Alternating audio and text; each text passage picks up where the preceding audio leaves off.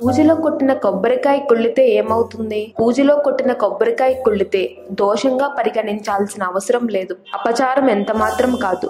కొన్ని దేవాలయాల్లో కొట్టే కొబ్బరికాయ కుళ్ళితే వెంటనే ఆ కాయను నీళ్లతో శుభ్రం చేసి మళ్ళీ మంత్రోచ్చారణ చేసి స్వామిని అలంకరిస్తారు.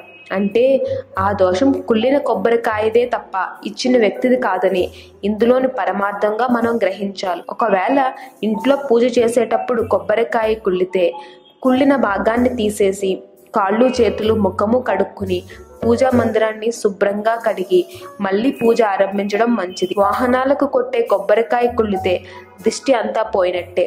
అయినా సరే మళ్ళీ వాహనం కడిగి మళ్ళీ కొబ్బరికాయ కొట్టాలి. ఈ విధంగా చేయాలని పండితులు చెప్తున్నారు. ఈ వీడియో మీకు నచ్చినట్లయితే లైక్ చేయండి, షేర్ చేయండి. మరిన్ని వీడియోస్ కోసం మా ఛానల్ని సబ్స్క్రైబ్ చేయండి.